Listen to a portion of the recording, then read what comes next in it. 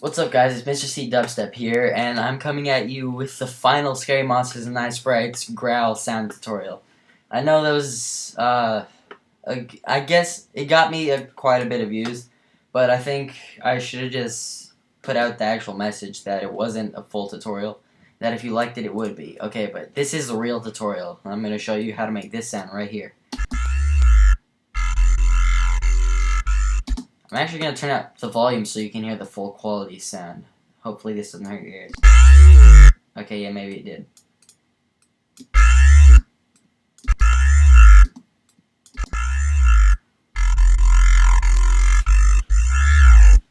Okay, that should be louder and sound more clear.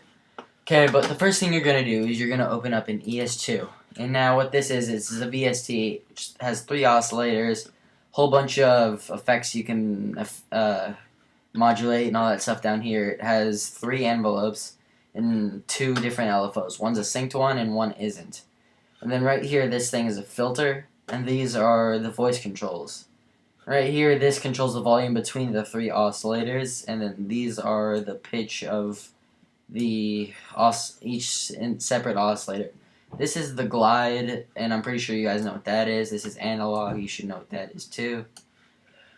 Okay, and it has distortion and drive and all that stuff. Okay, but what we're going to need to do is have the first oscillator set to glass, the second one set to organ 4, the third one set to a saw wavetable pattern something.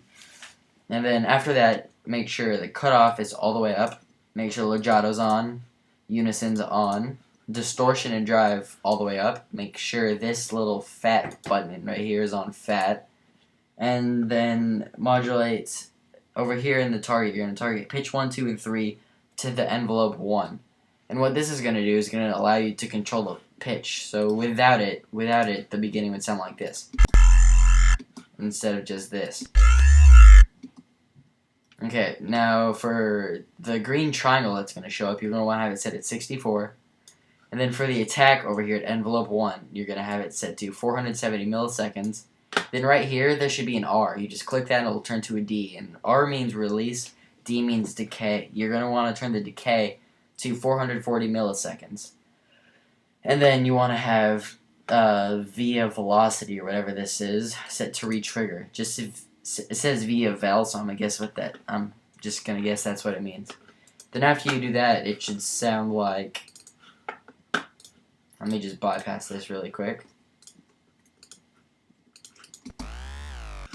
Yeah, it sounds nothing like it, but with 3 effects that I add onto it, it sounds pretty awesome.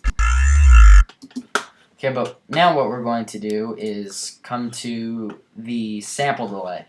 Gonna turn the delay left to 99 samples, and that's gonna make it more fat. So, we're gonna bypass the sample delay and listen to it. Then unbypass it. I don't know if you can tell, but it sounds a lot fatter and more wide. Okay, now what we're gonna look at is the rotor cabinet. Modulation effects. So you're gonna go to modulation and then rotor cabinet. And once you do that, your changes to chorale, I think it says. The cabinet type's going to be wood and horn IR. Wood and horn IR. Okay, and then horn deflector is going to be off. And then motor control is going to be at sync. And then the mic angle and mic distance all the way up, and the first 2 are going to be all the way down. And then next what we're going to look at is the Evoc 20-track oscillator.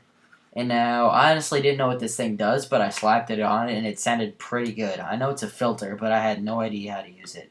Okay, so what we're going to do is we're going to make sure the release is all the way up, the attack is all the way down, this is all the way up, and then make sure these 2 are all the way down, the pitch, quantize, and glide all the way down, format, stretch all the way up. That makes it like a lot fatter. Watch if you have it all the way down. This is a visual of your sound right here, but if you turn this up, you can see how it's more wider. That makes it skinnier.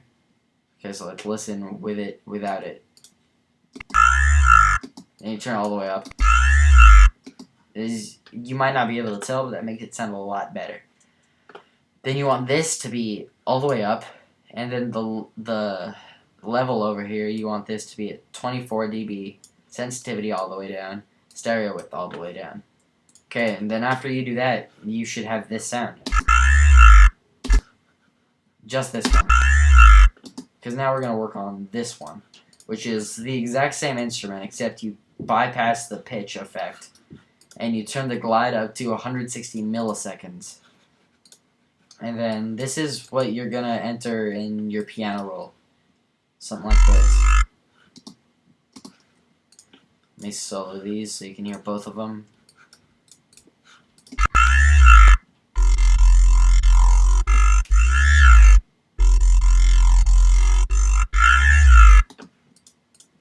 I'm going to turn up this volume.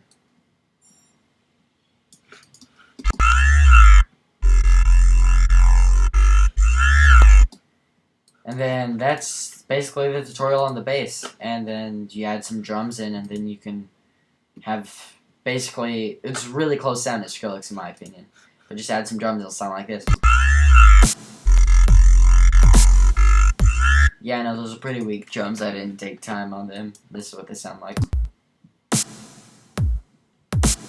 Yeah, I didn't take time on doing that. But this is what it would sound like with no effects, or, hold on. And this is another one I made. And then if you want to hear a tutorial on this one, let me know.